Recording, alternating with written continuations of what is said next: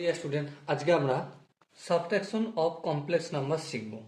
দেখো, প্রথমে আমরা সাপোজ মনে করে z1 equal to a1 plus iota b1, এটা একটা কমপ্লেক্স নাম্বার।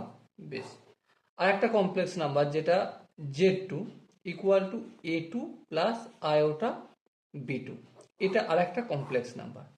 এই দুটো কমপ্লেক্স নাম্বার সাবট্রাকশন বা বিয়োগ করলে কিভাবে লিখবো আমরা? z1 মাইনাস z2 সমান কি হবে?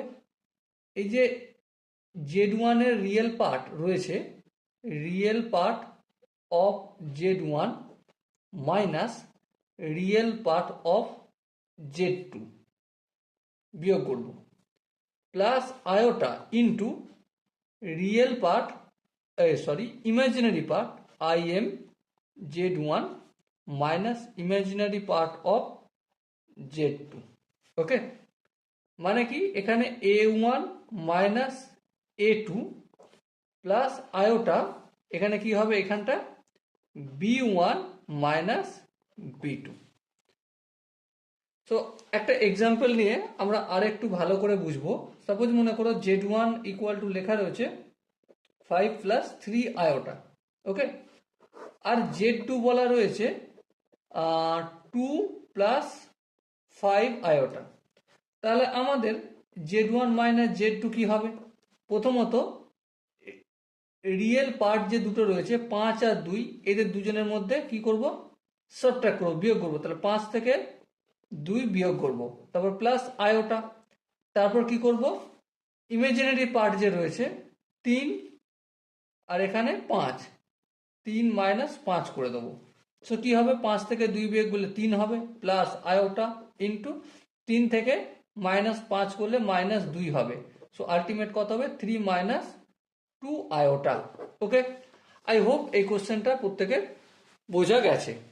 সেম একই কাজ আমরা অ্যাডিশনও করেছি, শুধু অ্যাডিশন এখানটায় যোগ ছিল আর এখানে নর্মালি বিয়োগ আছে, আর কিচ্ছু তফাৎ নেই। আবার সাপোজ আর একটা এক্সাম্পল আমরা যদি করি, z1 equal to 2 minus iota. ঠিক আছে, আর একটা example z2 equal to 5 plus 2 iota. তাহলে z1 মাইনাস z2 সমান কত? অবভিয়াসলি রিয়েল পার্টগুলোর বিয়োগ করব।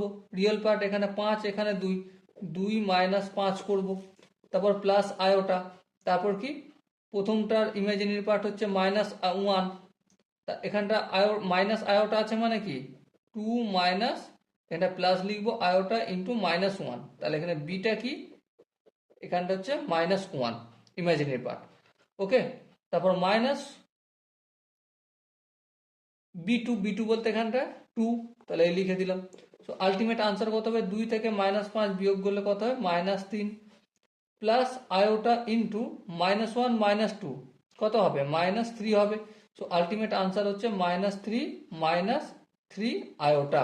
ওকে, আই হোপ এই কোশ্চেনের কনসেপ্টগুলো প্রত্যেকের বোঝা গেছে। যদি কোনো জায়গায় বুঝতে অসুবিধা থাকে, ডাউট থাকে, কনফিউশন থাকে, তার জন্য কমেন্ট সেকশন রয়েছে। দেখা হচ্ছে নেক্সট সেশনে। ততক্ষণ পর্যন্ত ভালো থেকো, সুস্থ থাকো এবং জয় হিন্দ।